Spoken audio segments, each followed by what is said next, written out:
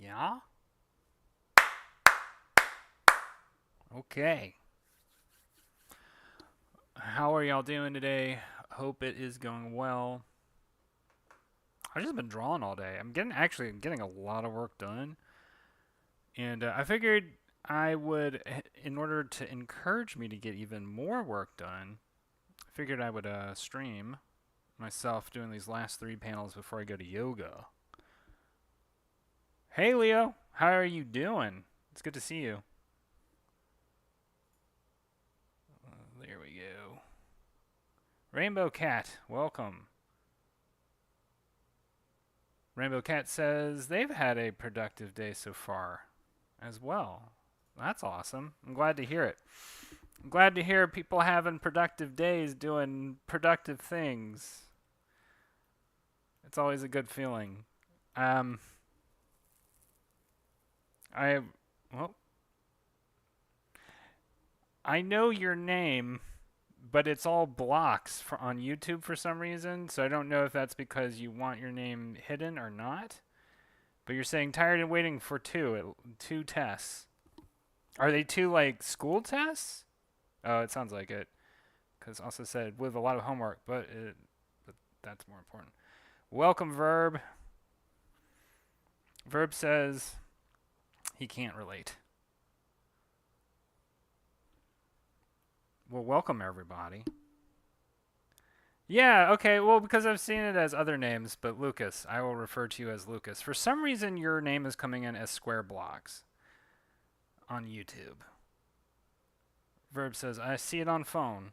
Oh, you do? Weird. Okay, so it's some issue on my end. I guess. Leo says he's doing pretty good. I'm glad to hear it. I'm glad to hear people doing pretty good. I'm glad to hear people getting through the day. And I figured I would do this stream as like, maybe if you need some encouragement. Verb says that, what is that? I don't know what that means. It's a non-Unicode font, which means something. I know it means something, but what it means to me is not. That's a very esoteric thing. So, said the man who reads tarot. The Rainbow Cat says, I can see it's Lucas's name from desktop YouTube too. So I'm just cursed. Like somebody put a hex on me, and I just see Lucas's name as squares for some reason. I wonder if I can. I don't want to mess with it. Maybe I can. No, I'm not gonna. Okay.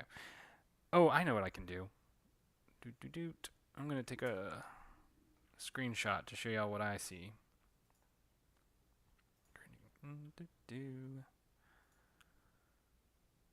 This is what I see.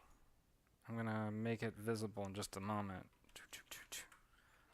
This is why it's so mysterious to me. Do you see what I see? This is what I see. For some reason, I have receipts today. So, for whatever reason, my YouTube account is cursed.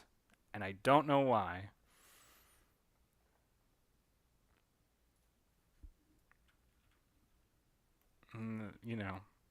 Cue X-Files theme music.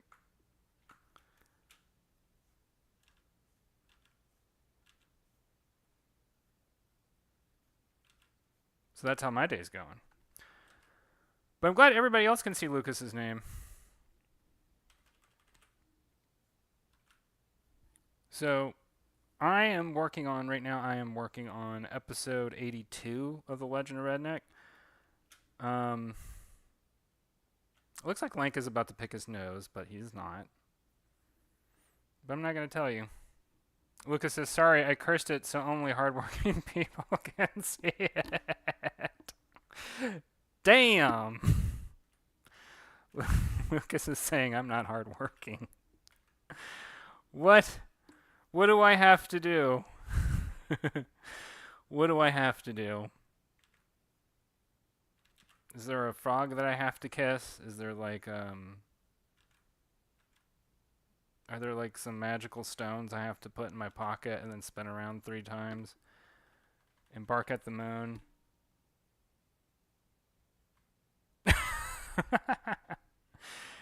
there's some there's some hijinks going on in the chat. I'll let it sort itself out. Do I have to do I have to go find the magical Blarney stone? Oh, by the way, I'm not getting my camera isn't tracking. There we go.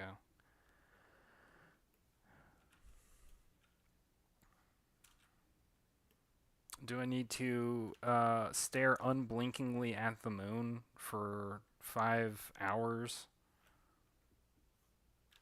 Repeating to myself, yes, I'm a hard worker. Yes, I'm a hard worker. Yes, I'm a hard worker.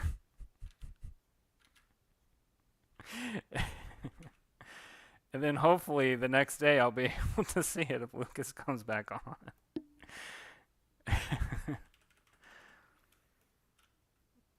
Do I need to wear earrings made out of smoky quartz?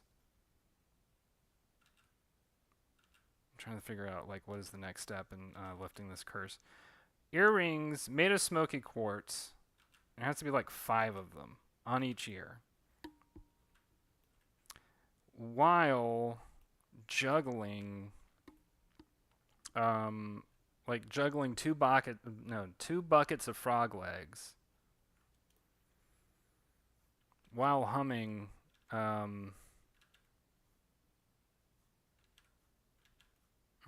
don't know, what would I hum to break that curse? Maybe,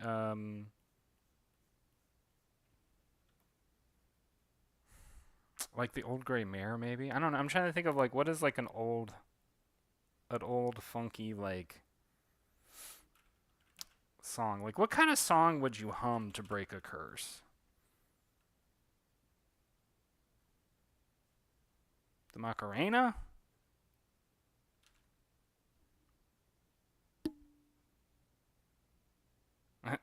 Leo says Taylor Dane. Oh no, not old enough.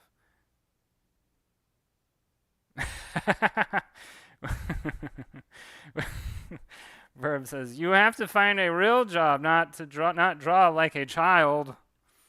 Ah, so that's how I break the curse. Get a real job. Fair enough.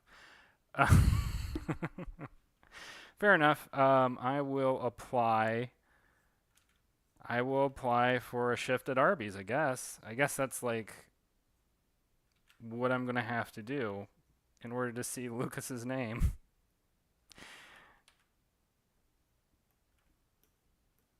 And then it turns out it can't be Arby's.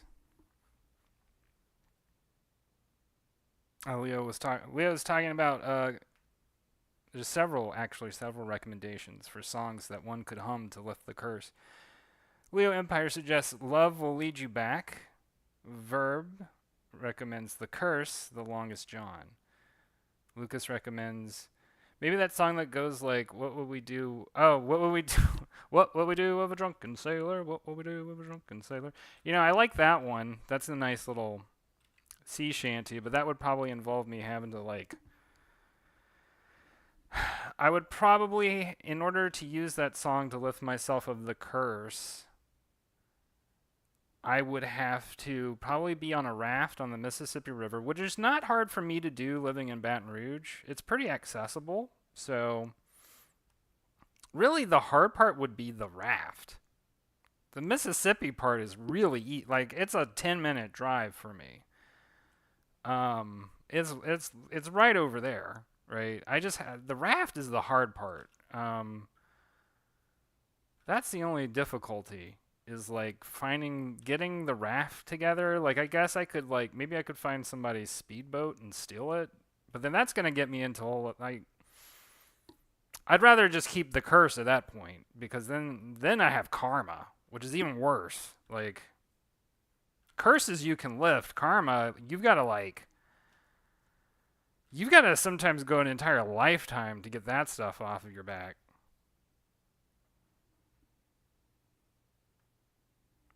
Verb says The Curse is a shanty too, one of my favorites. It's a modern shanty. I'll have to listen to that later.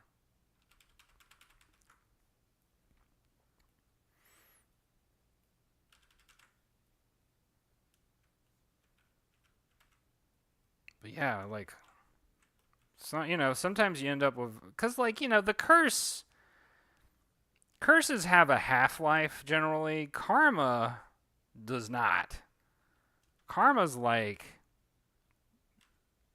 once you get that into your account, you've got to do stuff, right? Like, I would basically have to work 2 shifts at Arby's and then, like, buy a new speedboat to give to the person from whom I stole the speedboat, and then also, like, swear a blood oath, basically, to their family, to them and their family for, like 10 years. And then maybe the karma will lift. And I'm not even going to, like, I won't even know, right? I won't even know until the next life, which is a really long time, potentially. And then I gotta, like, go through that whole, like, being born again thing and, like, being a baby again. Totally forgetting about the karmic issue anyway. And then, like, accruing new karma and all. It's a lot. Leo says, you could become a popular character like Loki, then you're immune. You'll have. Wait. That darn heart thing is covering it up. You something ever get your own multi. No. I'm going to reread what Leo said. You could become a popular character like Loki, then you're immune, and you can get your own multi-season Disney Plus series. That's the way. That's the trick. Okay. I like that idea. Leo always has the good ideas. John Durrett says, well, you could be born again. Oh, you could be born again in Christ, lol.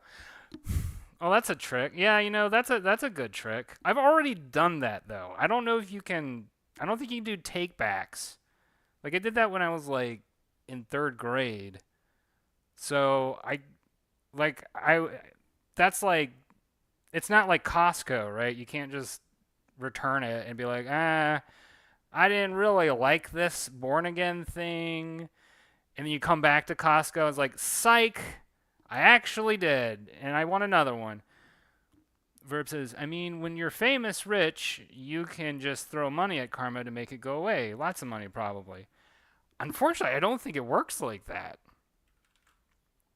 Karma is imagine a bank account, like a bank keeper who isn't even counting coins. Like, they don't care if they make a profit. Doesn't matter to them. It's the universe. They make everything. They're in it for the love of the game. Like, imagine a bank accountant who's in it for love of the game. Then you've got a real problem on your hand, and that's karma. They're paying hardcore attention to what you're doing. Whoever, I don't know who they are. It's like, it's not really anybody. I guess it depends on, like, what your faith system is. Like, if you're Taoist, there's nobody. It's just it's just like, this is just the laws of the universe. This is how this stuff works. Sorry, that's just the rules of the game. So imagine, I mean, this is kind of simulation theory talk. Imagine that the world, the cosmos that you live in, there's like a gauge, right? Like, I want to draw it out first. There's like your HP, right? You got your HP, and then you got your KP. And your KP, that's your karma points. And maybe you got, like, high karma points. I don't know, let's say it's all good, right? But, like, you do something, and then you lose karma points. And and it's like, oh, now it's bad. And, you know, you still have some good. Still got some good karma points, right? It's your KP. No, not KR, KP, right? And then that just like keeps switching back around, back and forth, back and forth, back and forth. If you have a lot of good karma points, a lot of good things will happen to you, but maybe you get like, you know, maybe your ego gets in the way and then you start doing things that lead to bad karma points. And then you get more bad things happen. You gotta like, oh, you're constantly going like this.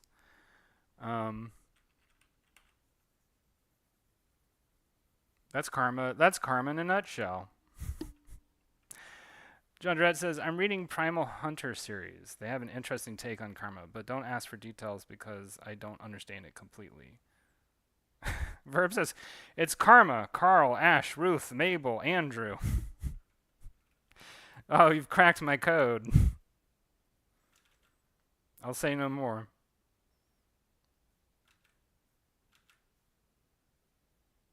You weren't supposed to know that, Verb. Don't let anybody else know. John Durrett says karma chameleon. It comes and goes. That's true. That's correct. I still don't really know what that song is about, though. It's kind of an esoteric song to me. Like, I like it a lot. But if somebody was like, you know, in 500 words, please explain the meaning of the word karma chameleon, I would fail that quiz, basically. I would like come up with some BS answer like, I guess it's like has something to do with the end of the Cold War. I don't know, the fall of the Berlin Wall. I don't know. It's the 80s, so those are my guesses. And they'd be like, no, you failed. Sorry.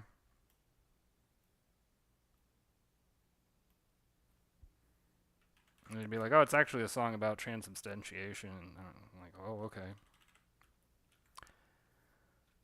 Well,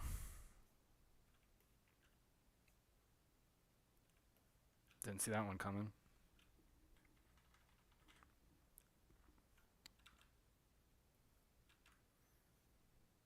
But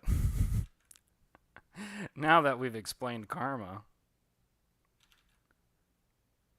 and why I feel like I would much rather have a curse than like bad karma. Just in terms, you know, like as I'm describing, and just in terms of like, you know, time as a resource. Although, I don't know. It depends. Once again, it depends on what your worldview is. If you feel like time is infinite, you just infinitely reincarnate, then it doesn't matter really. Verb says it's funny how you perfectly accurately described a mechanic from the game Arcanum of Steamworks in Magic Obscura. I wonder if maybe that's where they got that idea from. I don't know. That's pretty cool. That's a mechanic also. There are a lot of shoot 'em ups actually that have that mechanic, where it's like, and I wasn't aware of this until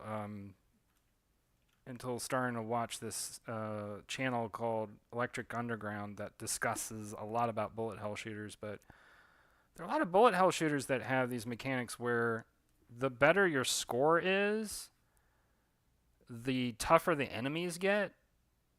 And there are certain times where it's like you might use a mechanic. So some games, not all bullet hell shooters do this, but some bullet hell shooters, they have this mechanic where you can improve your odds of heightening your score, right? But like, you know, maybe your shot is slightly better and you get maybe some other benefit and your score, like really, you get these huge multipliers. But the enemies get much, much harder. And so I always find that kind of an interesting mechanic because it's a nice little risk-reward thing. And as somebody who enjoys arcade games a lot, that's something I really enjoy about arcade games is when they have good risk-reward mechanics. And even better if you can make score actually mean something in terms of the game itself instead of just like, you know, playing for points and like going for high score. Although that's meaningful too. But I'm not that kind of player where I'm just like, I'm going to devote hundreds of hours to get the high score on a bullet hell shooter or pinball or whatever. That is for human beings of far greater potential than I, as far as arcade games are concerned.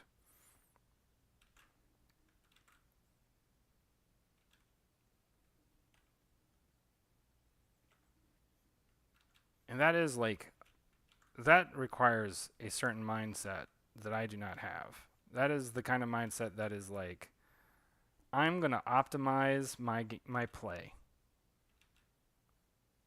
and I'm very much like, this is something I've been thinking about a lot lately. As far as like, doing things for fun, games, blah blah blah, or like playing board games, playing video games, whatever. Um, I've I'm the kind of person where like if I have fun playing a game and losing, I've still won. Like some of my favorite board games, I always describe it to people as like I've had fun losing at this game, and that's hard to do. John Drett says fear of alienation, the fear of standing up for one thing. Basically, if you aren't true, if you don't act like you feel, then you get karma/justice. That's nature's way of paying you back. And it's a quote by BG. Oh, Boy George's explanation of the song, says John. Oh, cool. All right, so it's just literally a song about karma. What throws me off is the chameleon part, because I'm just like, what does that mean? Karma chameleon. I guess like how chameleons change colors. So like as your karma changes, like the color of your scales change. Is that must be the idea? I don't know why I never thought of that. Very catchy song though.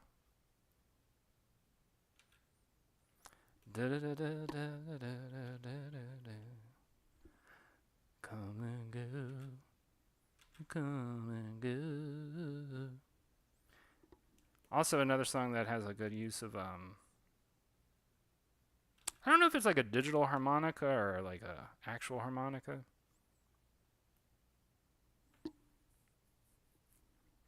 I need to find more songs that like use harmonica just for having as like a Legend of Redneck playlist.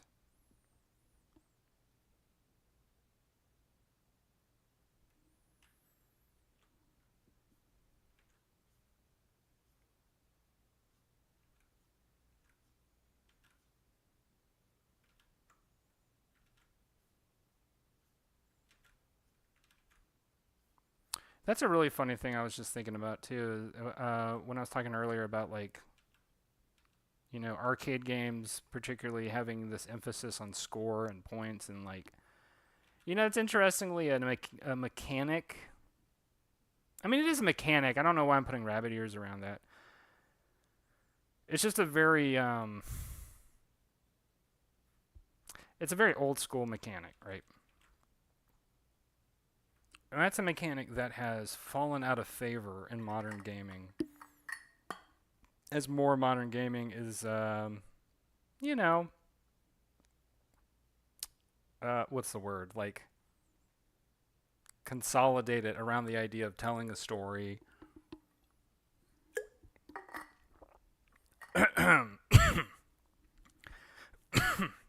This is why they tell you not to drink on mic.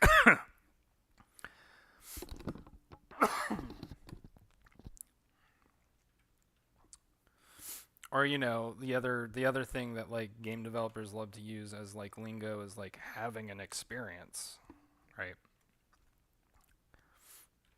I mean, Donkey Kong is an experience. Like that's not, you know.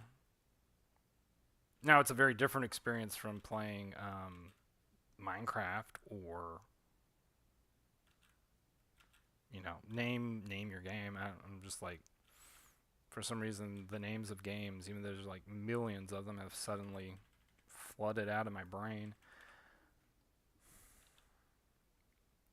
Zelda, Mario, all of them experiences. But Verb says, or around money.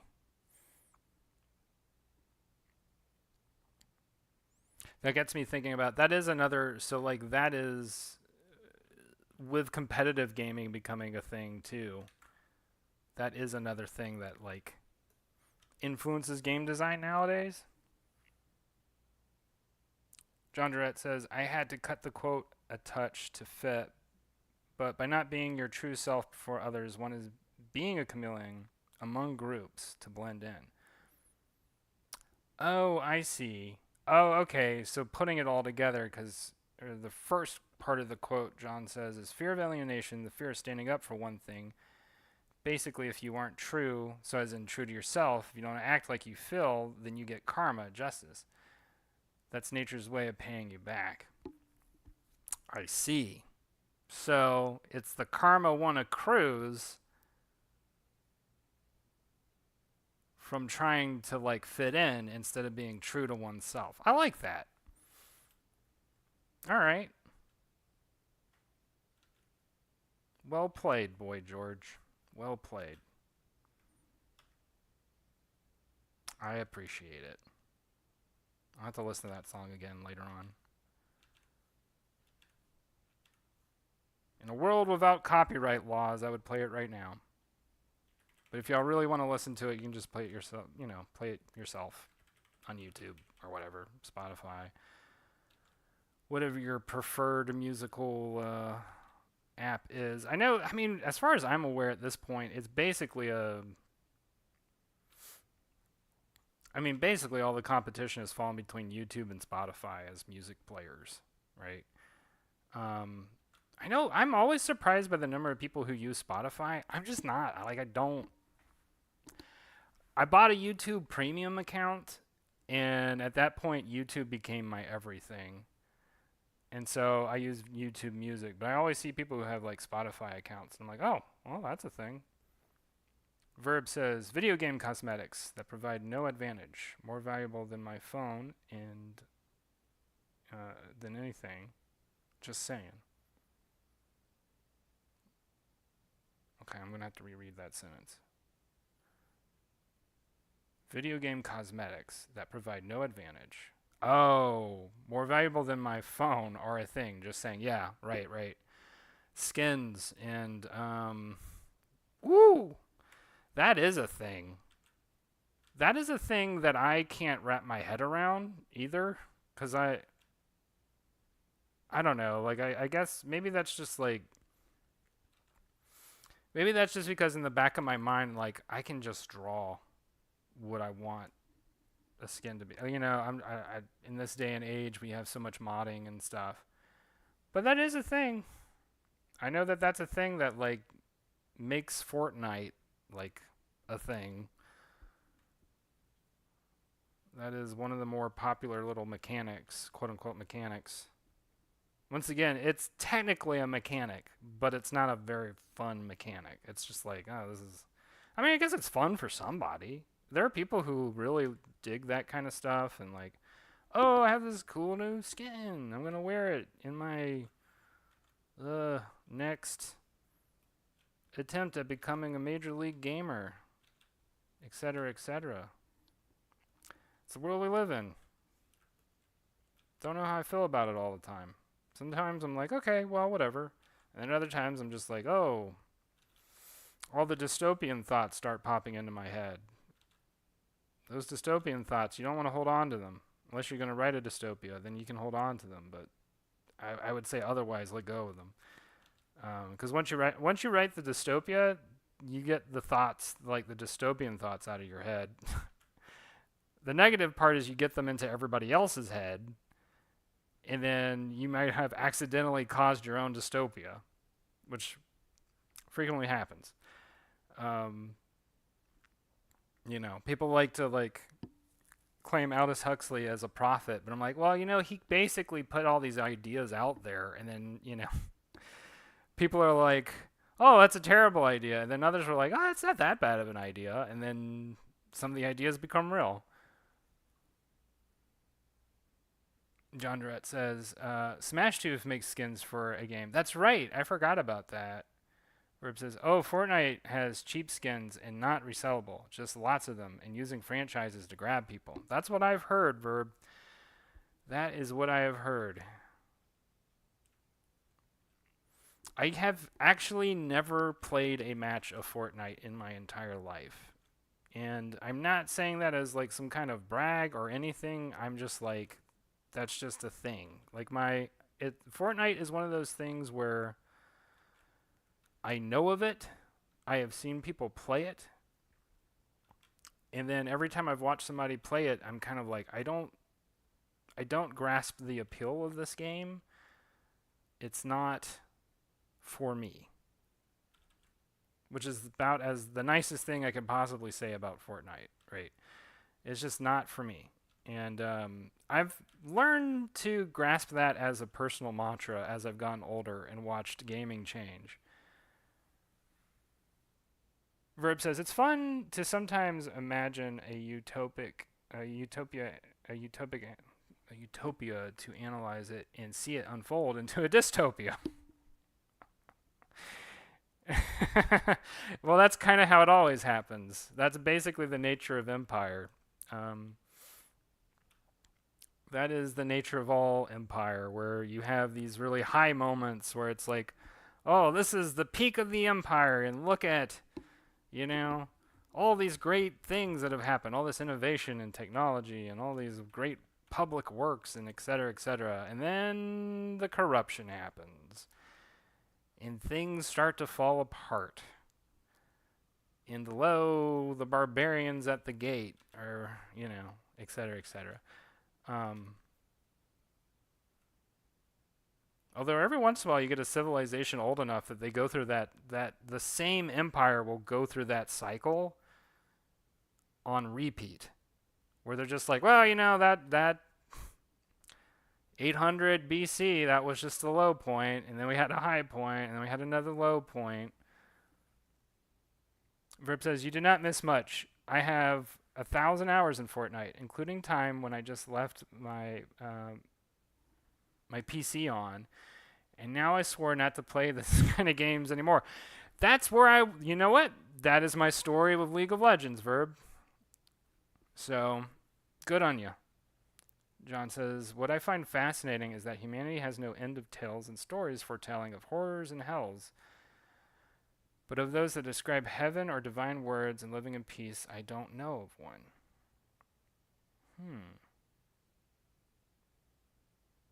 Yeah, that's kind of going with what you're saying, John. Part of that is because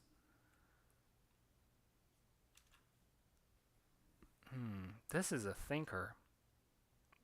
My initial reaction to that is, part of that is in human nature. We like a story would be boring otherwise, I think, for a lot of people.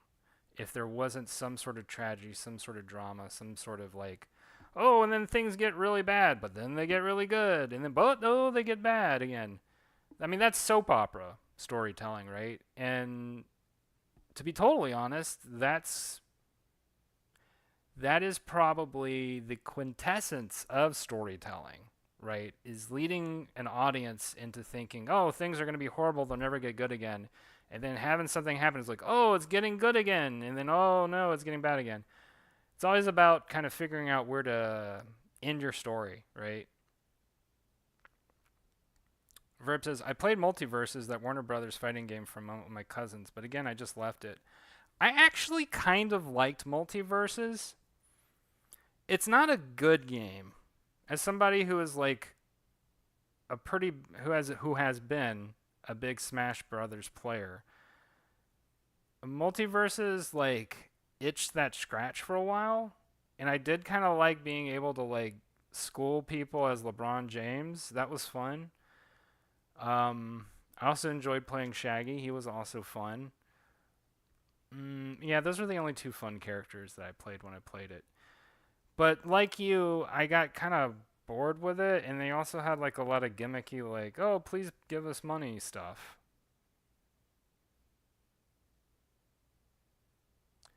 Oh, I think verb is referring to sort of divine world stories. Oh, there are some. It's just that they usually make it visible that such situation is impossible. Well, and that was kind of like the original. So the original Utopia story called Utopia. Um, well, actually, I'm going to backtrack a little bit. So the original story called Utopia, written by, I think his name was Thomas More. That story, if you want to call it a story, I mean, it's like 1400s, 1500s. It was written as kind of a speculative work of fiction. I think that, if I remember correctly, if memory serves, the writer of that story, quote unquote, it's really more like a world. It's like, it's not so much a story as just like world building. It's just like a world building document, pretty much. Um, but the idea of it was he was trying to imagine what would a country look like if it didn't have, all the things he hated in the country he was living in at the time, basically. And speculated on like how people ran their lives. It was kind of that first one of the. It is. I think Utopia might be one of the first real works of speculative fiction. There might be other ones before that, but I don't think so. I think that one might have been one of the first works of speculative fiction. And like I remember that when I did read Utopia, there were a couple of things in it where he was like imagining things and then kind of throwing in some human nature stuff where it's like, yeah, but then there's also still some not so great things in this place. Um, but it's been a while since I've read it. It was quite a long time ago, so I don't really remember it super well. Uh, and it's not like the most exciting thing to read unless you're like me and you're the kind of person who really likes science fiction where it's like super world building speculative fiction stuff where it's just like, well, let's just imagine what the world would be like if this or that happened, or let's imagine what the world would be like if it was all based around nanotechnology and et cetera, et cetera. John says, I think the closest I have seen is the movie What Dreams. Are you talking about? Oh, you're talking about What Dreams May Come. I haven't seen that movie. I'm gonna put that on my list. Anything you could imagine would come into existence as long as you desired it to be so. Big playground.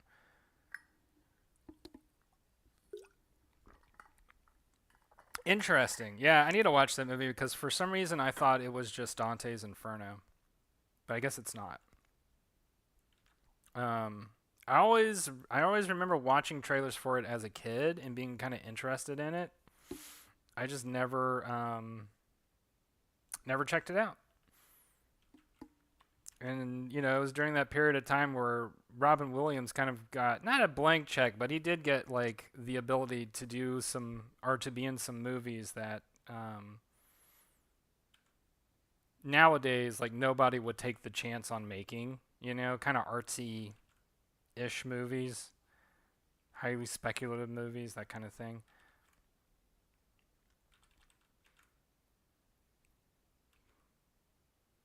So yeah, I'll check that movie out soon. The movie I have seen recently, and I would personally recommend it, and I was not expecting it to be good at all. I don't know, I just didn't think it was going to be great for reasons I cannot figure out, because I like the movie that it's based off of a lot, was Furiosa. Very dystopic. But Furiosa is really good. Like, really, really good. Like, I was shocked how much I liked that movie. Um, it is a big time world building movie if you're into that. Not everybody's into the Mad Max franchise, but I really enjoyed Fury Road. I really enjoyed Furiosa, and it's given me reason to want to go back and at least watch Beyond Thunderdome, and I may watch The Road Warrior, but I kind of suspect that Road Warrior is just Fury Road before they had good special effects. John Drett says the movie had a dark side for those that had emotional trauma, as you create your own hell by your own thoughts, not divine punishment. Oh, I can see why it was not a popular movie when it came out. I do remember hearing a lot of like religious people being like, "Oh no, we don't support that movie because it has ideas we don't like. It's very new agey kind of ideas." John Durrett says Robin's character had to go through hell to save a loved one, so much like Dante's theme. Cool. Well then I'll check it out. That sounds cool. Still, I do enjoy a good '90s movie. One of my favorite things about the '90s, a lot of new age stuff. Not everybody's into it. I'm into it. I don't know why. I just like the aesthetic.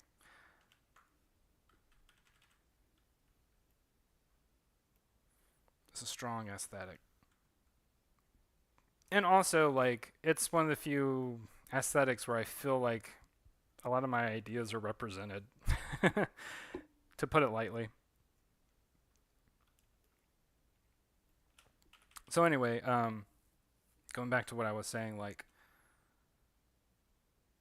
usually prequel movies I don't feel strongly about, right? Like, I love the Peter Jackson Lord of the Rings films. The Hobbit films are bleh. Like, just in I like the book. Like, the Hobbit is a really good book.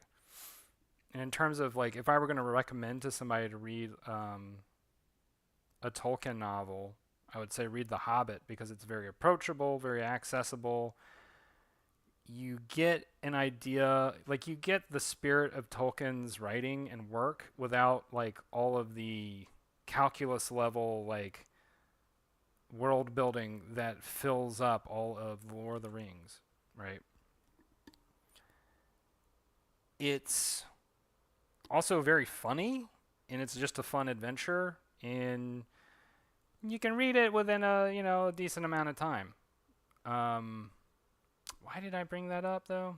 Oh, so anyway, yeah, prequels. So yeah, I don't know. I went into Furiosa kind of expecting it would be like prequel type stuff, like well, it is kind of prequel type stuff in some sense, like Star Wars. But it's like imagine if it makes me want to think like, oh, so this is what Episode 1 through 3 would look like if they were done well. And that's how I felt. Like you get way more context for the world, but it's all centered around an emotional point, which is Furiosa's story. And it's really fascinating. It's really heart wrenching. It's also brutal. I mean, it's Mad Max, so of course it's going to be brutal. Verb says, oh, question to everyone. Did any of you read any Stanislaw Lem's or Jacek Dukage's books? Two brilliant Polish sci-fi authors. I know of Stanislaw Lem. I cannot remember if he was the one who wrote Solaris or not. I know that I've either listened to an audiobook or watched a movie or something based off of the Stanislaw Lem novel, but I can't remember what it was. Very not straightforward books, though, especially Dukage's. Do you have any titles for any of their books? I know I've heard of Stanislaw Lem a couple of times. And he always gets recommended by sci-fi people because he's got some interesting stuff.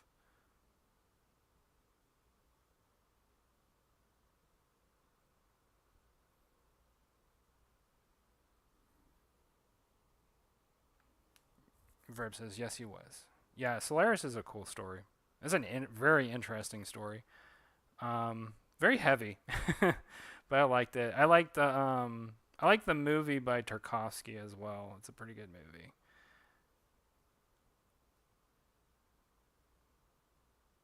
Was Stanislaw Lem also Stalker, or is that somebody else? Or not Stalker? It's called what is it called? Roadside Picnic. Because that's a pretty the premise is interesting. The movie based off of it, I'm not the biggest fan of. It's just kind of slow, but I like the premise a lot.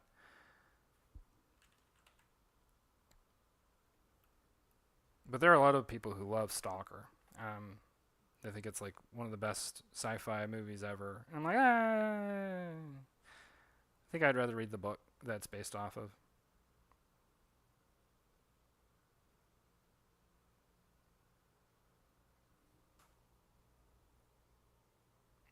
John Durrett says, Legend of Redneck, do you already have the entire storyline in your head or draft? Are you divine a few episodes at a time? Mix of the two? I would say it's mix of the two. So, like, I definitely go episode to episode for the most part, but I do have, like, a broad like, I do have broad character arcs mostly figured out. Especially Legend of Redneck isn't going to be as wily as like Trailer Park Warlock was. That one, writing that one, I mean, I would go on all kinds of weird like side tangents and like take the story into places where it's like, oh, I don't even know, this might really set my plan back a lot.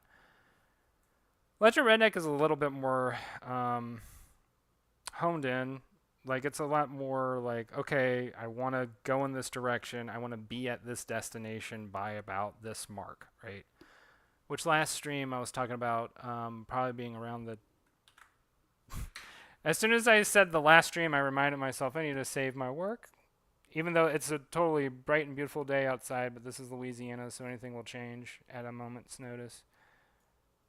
But as I was saying last stream, I want to wrap up the storyline for the Legend of Redneck around the 200 episode mark.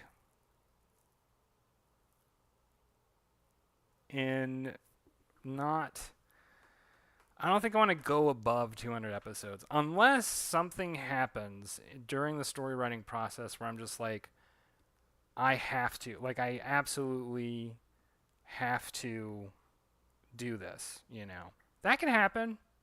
I mean, that happened multiple times while writing Trailer Park Warlock, where I was just like, no, I absolutely have to follow this thread to see where it goes because it's too interesting to me. And you know, my whole YOLO approach to story writing, where it's like, well, you might only get this one chance to do it, so might as well do it now. I was trying to think if I had anything else in regards to that. Verb says only Polish titles. Oh, right, in regards, because I was asking him earlier if he had the titles to the books. I don't know English ones, but Solaris' one, yes. I think Dukaj's Extensa might be the same in English too. That was his first book I read. Okay, yeah, I hadn't heard of Dukaj. I'll have to check out his work. John Durrett says, still reading Solaris myself. And then John Durrett says, hey folks, hit that like and subscribe button. Thank you, John. Appreciate that.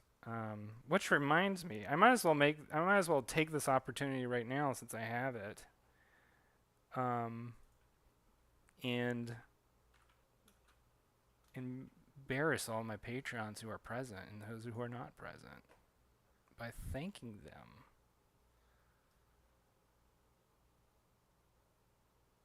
So, just real quick while we have this moment together. Eternal gratitude goes to Troy Morris and Paul Rainwater. Special thanks to Pharmacist Judge, Leo Empire, Dark Lank, GFY, Sudi Shearwater, Danielle Rainwater, Matt Walters, John Durrett, and Cult Member B. Cult Member B is our newest member of the Gods of the Tarot tier. And welcome aboard. Glad to have you. Now let me try and navigate all these tabs that I have open. I need to redraw the seagull. This doesn't look like a seagull. It looks like a screwed up pigeon.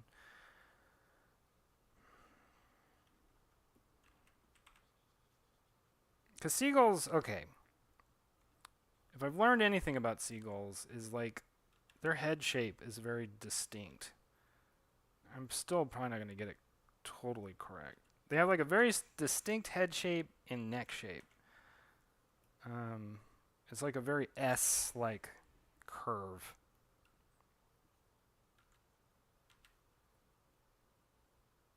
Almost kind of swan-like.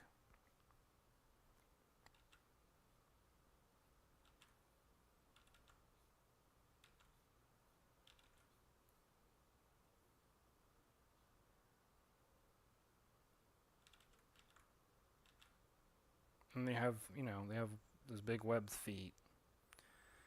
And the only other thing that really distinguishes seagulls from other birds is that they're particularly annoying. Because they want to eat your sandwich or whatever it is you're eating, your Cheetos, whatever it is that you're eating on the beach. And they know that they can get away with it.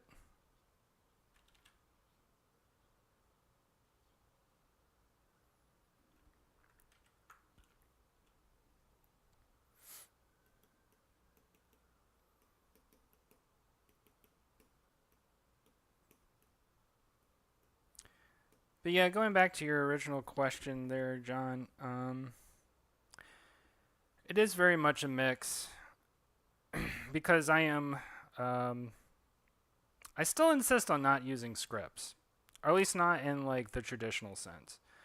I do have thumbnails, so we can actually, here, we'll take a moment just for fun because I don't know if I've ever really shown this to y'all. I'm gonna find an episode that I've already written that y'all have seen.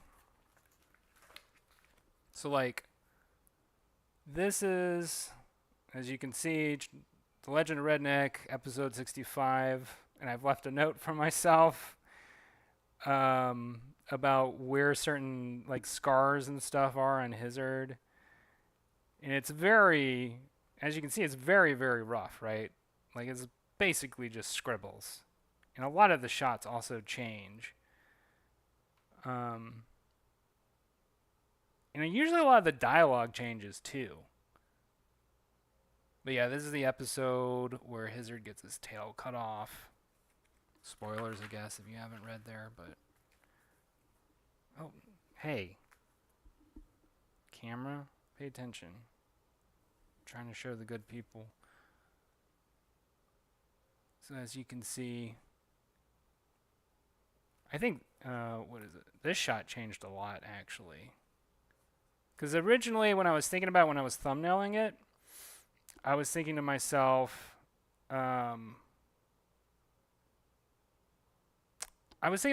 was going to be all in silhouette to sort of like describe how fast Link was moving, but I actually went for something that I liked a bit more than that. And then as you can see, this shot totally changed. I'm pretty sure. No, it didn't actually. No, this shot has been mostly the same, except I moved Link down a lot so that his movement was framed by Hizzard's tail. Yeah, this shot, I mean, you can barely even tell what this shot is supposed to be, but it's like Judy and Loretta and all those other employees of Ganondorf's castle gathered around her laptop. This pretty much stayed the same, except I changed Hizzard's expression and made it more intense, right? And then I have some notes down here. I think I couldn't figure out what to do with this last panel, and I wasn't sure how it was going to end. But I ended up having it focus on that one dude who was just eating all the scones. So...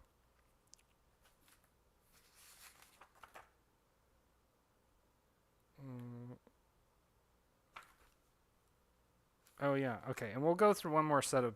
I don't know if this isn't interesting to y'all, I can stop. But I just figured we can do something a little different on the stream since we've never done this before. Just go through these thumbnails to give you an idea what the process is like for me. Let's see. So this is episode 66. This is the episode where Hizzard destroys Link's or the demon juice vape. I don't even know what is going on. You know, when I was thumbnailing it, it made sense to me. Oh, okay, he's fighting with Hizard's tail. You can't really tell from this thumbnail. I guess I was able to transcribe it well enough. And then this is fairly decently legible. I'm pretty sure this expression and just like the general atmosphere or vibe of this panel changed a lot in the final, though. Let's see. This is, oh my god, this AI camera. Look, can you switch off? Can you, thank you.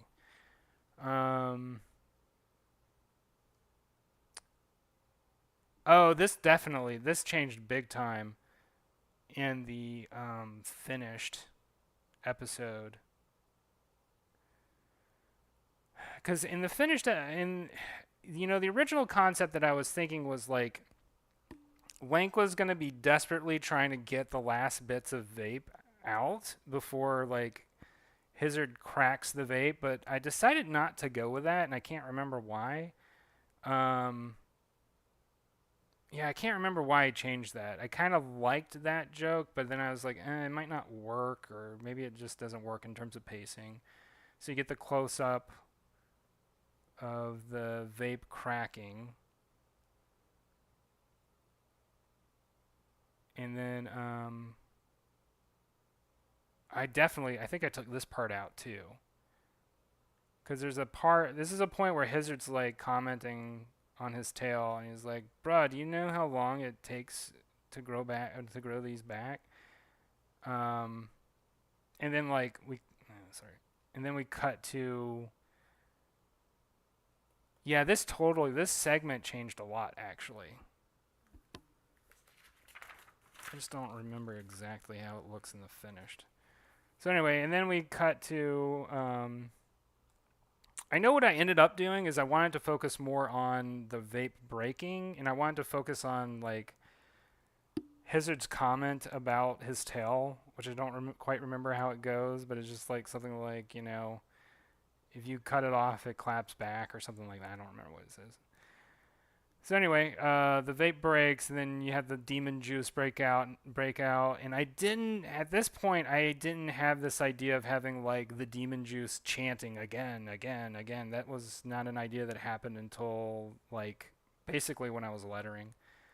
And then, and as you can tell in the notes, I was trying to figure out like how did I want Hizard to respond, and I was like, oh, I've already had him say like F off in an earlier strip, and I ended up going with get wrecked. The kind of thoughts you think when you're writing. And then, and so as you can tell, the way that I am composing all these shots, I'm composing them as a comics page. So that's why you see them as these big rectangles as opposed to like, maybe a vertical strip like it was a webtoon. Because as y'all have seen, usually when I'm drawing on a comics page because I am drawing ultimately for the hopes of one day having these comics in print. Fingers crossed. So anyway, this last panel, I changed this up a little bit, I think. I don't remember how I changed it up, but I changed it up. I think I made another page. But we'll leave it at that for right now. Maybe we can do a couple more thumbnails after I finish drawing this panel. Because I haven't finished with that. I want to finish that real quick. And we seem to be doing pretty good on time. John says, thank you for sharing your storyboards. It's great to show artists that may be thinking about doing one for themselves and get published on Webtoons. Yeah, I just, it's the writing process that I prefer because I do think very visually when I'm writing. And I'm also like, so in art school, we were taught the method for how to work with a writer. And in that method, basically, a writer would write up a script, And the script would basically be like a movie script, like a cinema type script, where it's just like panel one, or like page one, panel one. Batman enters into Arkham Asylum.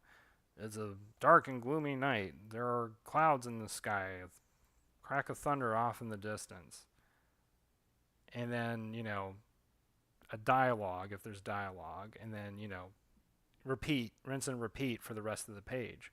And so the idea is the writer makes that script, sends it to the line artist or the penciler or whatever you want to call them, and they have to interpret the script, but as part of that process, you want to make sure that you and the writer are on the same page. So what a line artist will do is they'll just thumbnail out the script to give both the writer and the editor an idea of like where the line artist is going to go, how they're going to compose their pages, general sort of what is the mood, what is like what should we expect, right, when this whole thing is drawn and done.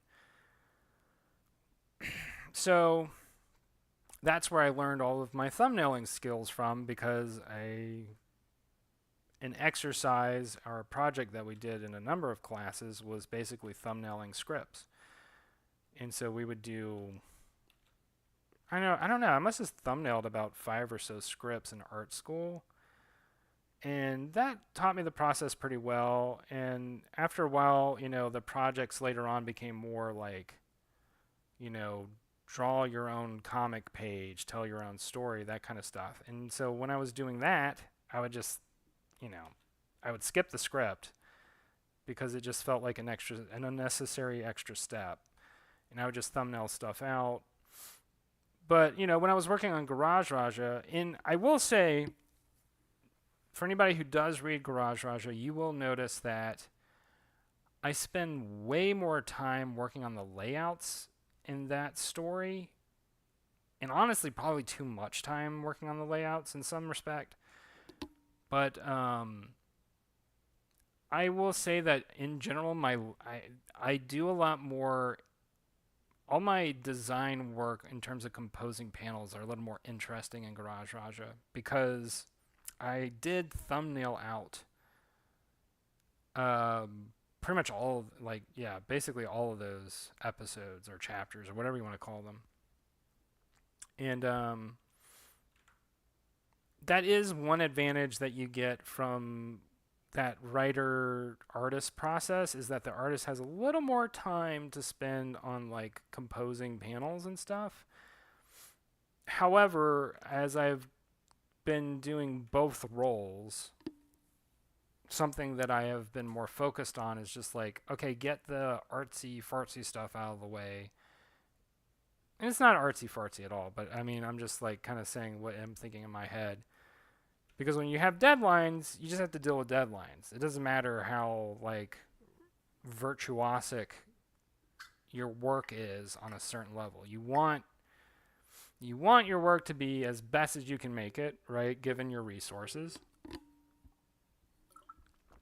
So for me, I have made my focus on more, is the story interesting? Are the characters interesting? Is the writing interesting?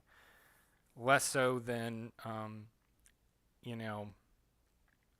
are the panels composed like the most cinematically, or like is the design work like top notch? And it's like, well, that is meaningful if that is the main focus of what you're doing.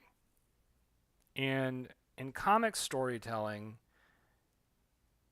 it is an important part, but it is also not the most important part. The most important part in my mind is, does the audience connect to the characters?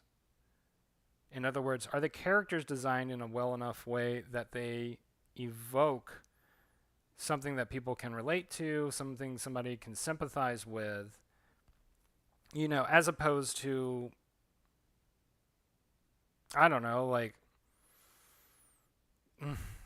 the character design for Master Chief, right? Or like, You know, compare the character design of the Ninja Turtles in the most recent Nickelodeon version, which I really like a lot, versus like the Michael Bay Ninja Turtles, right? Not that the Michael Bay Ninja Turtles are bad character designs. It's just that in terms of like how much you relate to them and sympathize with them is different, right? And it's not as a they just don't emote as well as like the 2D Ninja Turtles, pretty much in any of the Ninja Turtle iterations. Although I will say like the probably the iteration of Ninja Turtles where you sympathize with them the least is when they don't have pupils in their eyes. So that's like the old like the original version of the Ninja Turtles, right? The original Peter Laird Eastman Ninja Turtles. You will notice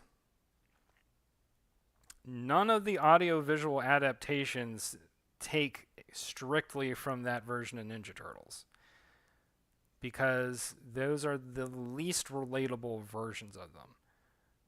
So like when the 80s cartoon was made, right? The studio I guess maybe multiple studios, I don't know. Whoever they were working with, went over their character designs and were like, "Okay, cool character designs, but how are kids going to relate to these Ninja Turtles? Like, how are they even going to know, which one is which since they all have red bandanas? So we need to differentiate them better than just like what weapons they're using.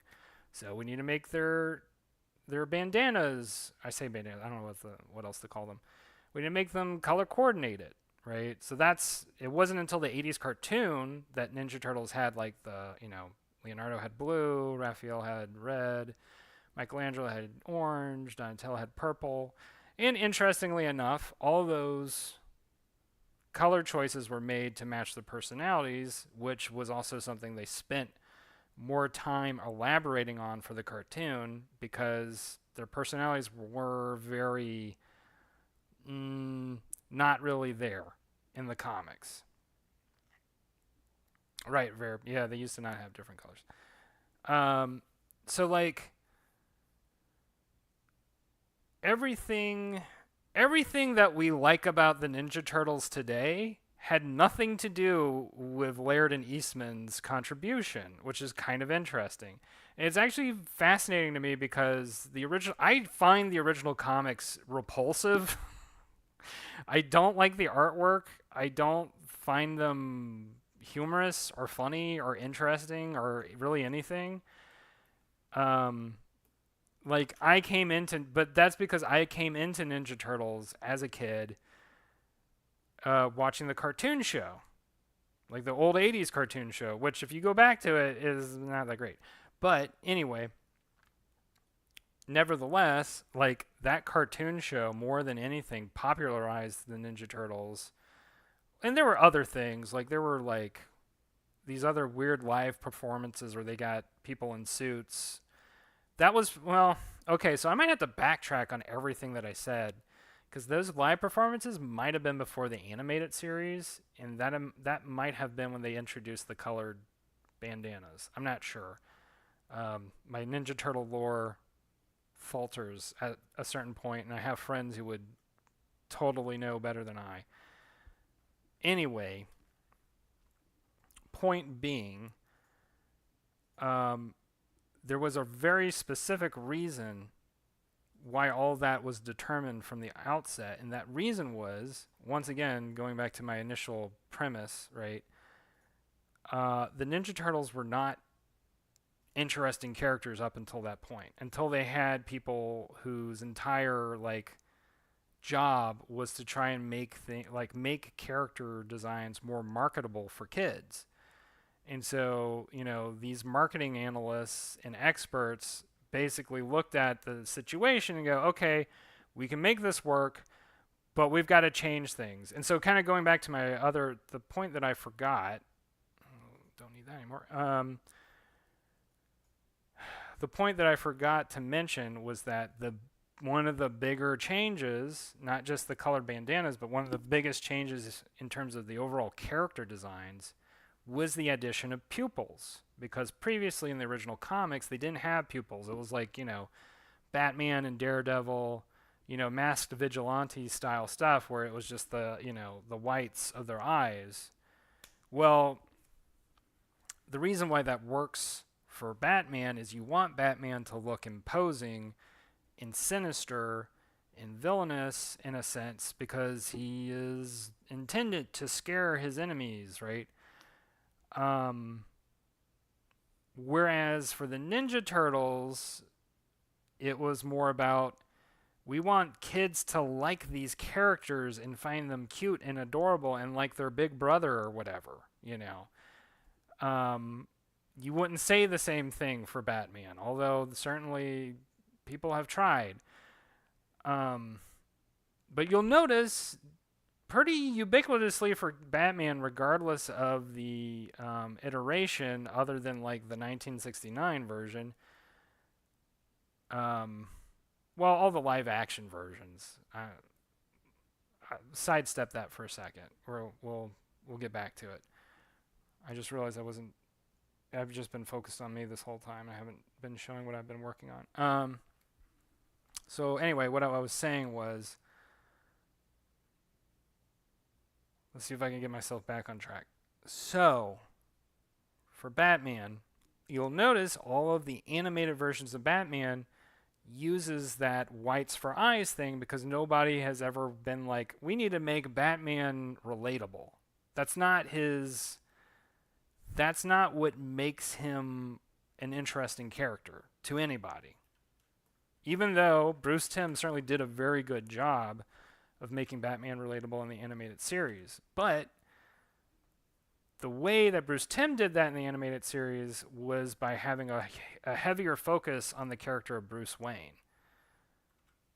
And by going, further into Bruce Wayne's life dynamics and creating basically this really interesting theme that comes up in the animated series, which is like, basically Bruce Wayne is like kind of psychotic, like low-grade psychotic to an extent.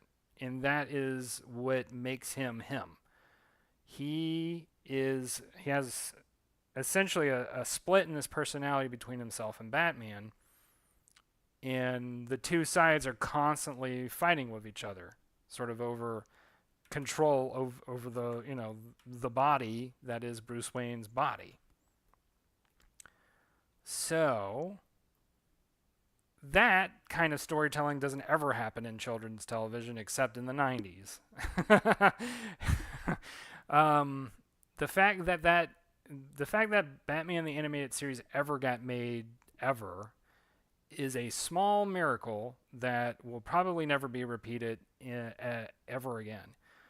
But that was a show that was like way too mature for its audience. And I'm grateful for it because I love the hell out of that show. A lot of the themes never really, I never grasped any of them until I was much older. But they were there. And anyway, this originally had something to do with the Ninja Turtles, and I don't quite fully remember. Anyway,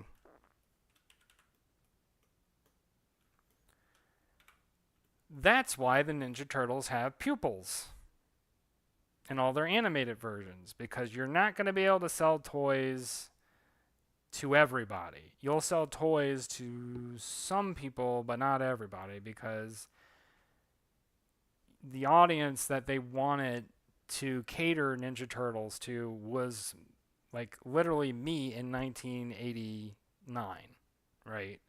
Some dumb 4 or 5-year-old who will buy any old crap as long as it's cute and cool. And so that's character design 101. Make sure your characters are cute and relatable. And make sure that they are appealing to, what's the word? Do test studies, right? Do kids like them? At what age groups of kids like them? And ideally, if you're making something that has an all ages appeal, so in other words, like a broad appeal, like, I want to make the next Mario. I want to make the next Ninja Turtles. I want to make the next, I don't know, God forbid, Garfield. I want to make the next Looney Tunes, Mickey Mouse, etc., etc. You have to appeal to the lowest common denominator, and that lowest common denominator is going to be children, probably starting around the age of 5 or 6, because that's the age at which kids start to have very particular preferences, and they start to even think about having preferences at all. And that's the age at which you know kids become particularly annoying to their parents about, like, I want a Nintendo Entertainment System. I want the next Blues Clues doll. I want this or that, right? Because now they have a conception that there is an annual cycle of gift giving, right? There is birthdays and Christmas and et cetera, et cetera. Once they become aware of that, that is when Big Toy gets involved. So I think in a nutshell that explains the last how many years? Well, that explains the paradigm of toys for at least the last 30 or 40 years. Because before then animation and toys functioned very differently. But around the 80s was when you had that moment where a lot of people realized, basically, kid shows are essentially just long form advertisements for toys. And, I say this as somebody who does miss the golden age of, like, Saturday morning cartoons a little bit. I mean, every morning can be Saturday morning cartoons nowadays, but, like, just the idea that there was a period in the week where, like, all your friends knew, it was a public fact that everybody was going to be watching the TV for this extension of time on whatever channel that was their preference. So, like, I don't know what kids were like this, but I'm sure there were kids who preferred CBS cartoons. I don't know. I was an ABC kid myself. ABC and Fox were my two stations that I watched pretty religiously, because they both had, like, all the most interesting cartoons. And, like, I don't know, there was, like, a hot minute in the 90s where like, ABC actually had, like, some pretty... Well, I'll just say this. ABC had Reboot, and nobody had Reboot. And Reboot was, like, the first CGI, like running series. Nobody had thought about doing it before, largely because it was expensive. Some Canadian company took a chance on it, and it ran. Now, is Reboot, like... I don't know. I feel like it would be a hard series to watch nowadays just because of the graphics. Like, it's one of those series where the graphics don't age well at all. But at the time, it was cool. It was super cool. Anyway, and then Fox basically had all the really cool stuff, right? Fox had Batman the Animated Series. Fox had a lot of the, like, Walt Disney type animated stuff, ironically. Like Aladdin and like the Aladdin animated series. What was that one? Was it called Bonkers? There's a couple other things. Anyway, I don't know how much longer I could go on doing this old man thing where it's just like, back in my day we did this and we watched television with the family.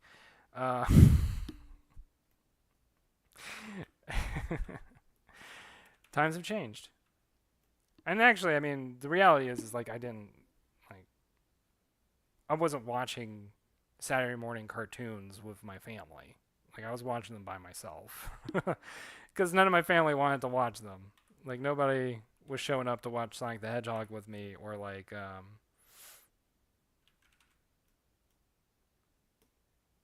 trying to remember what that or Doug. But that was all pre-cable. It's really funny because the more I think about it, it's like, oh, there are like all these big arcs in my personal life that are these big technological arcs that, like, for many younger people, they've just completely sidestepped, right?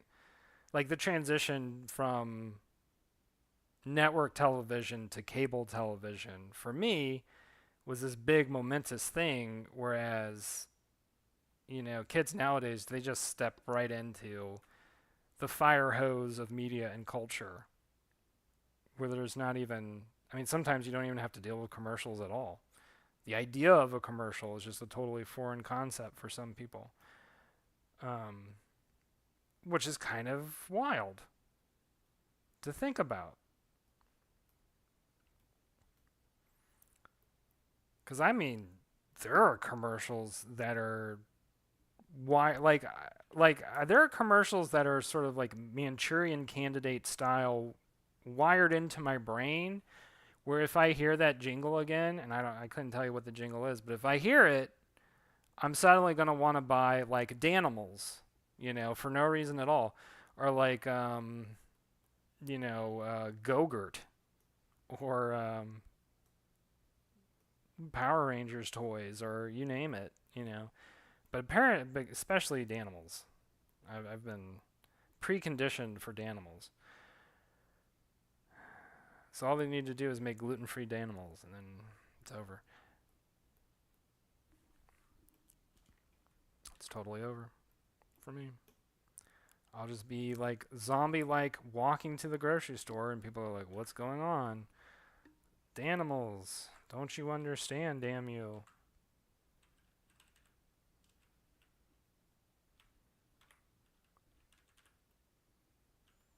All right, I'm gonna finish this panel off. I'll probably call it for the rest of the day.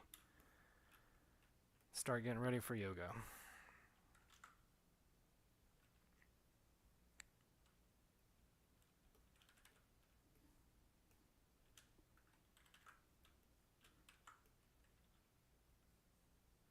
So, I don't know. I guess I would say, just to top off this conversation, or ramble, really, um,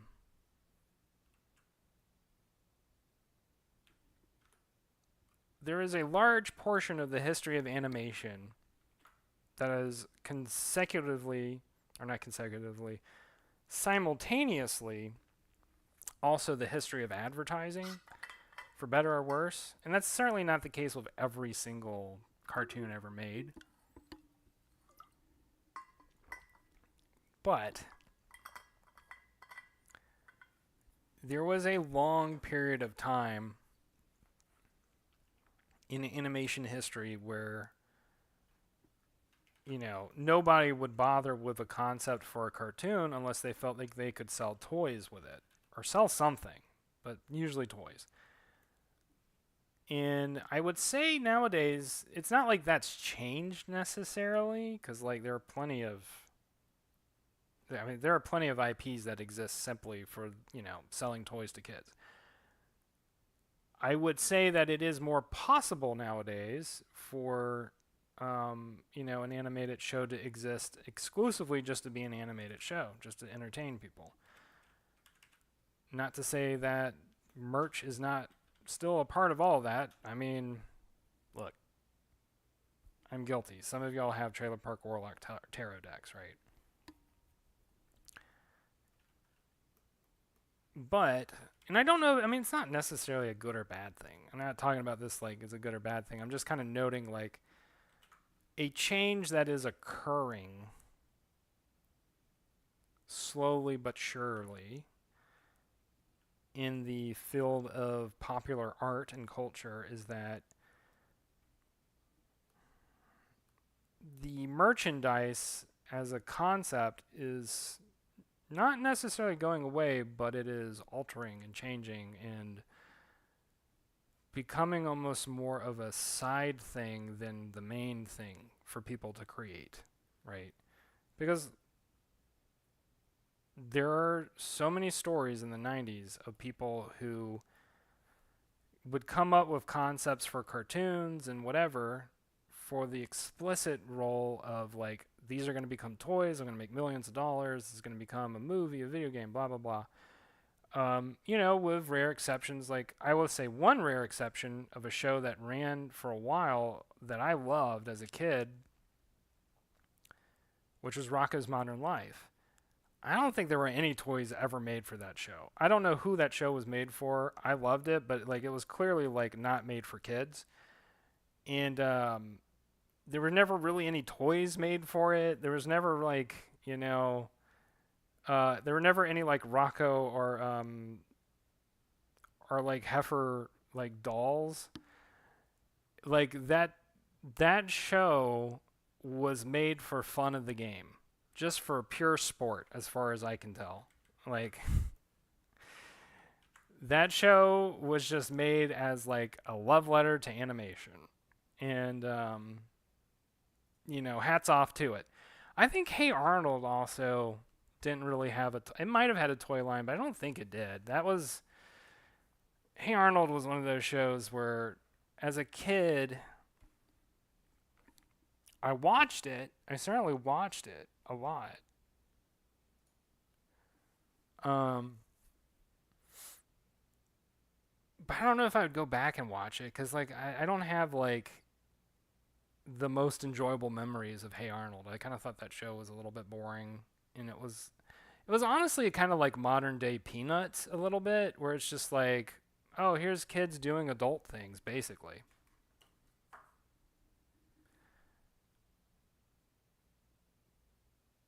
Ed, Ed, and Eddie is another one that is like actually had a very long like shelf life, but never. Actually, a lot of Cartoon Network shows never really had a lot of toys or anything, or a lot of merch to go with them. Anyway, I'm going to leave y'all with that. I'm gonna get ready for yoga. I'm gonna back up and save my files and chill out for a second. But anyway, I hope y'all are having a great day, evening, whatever is going on in your life. I hope it goes well.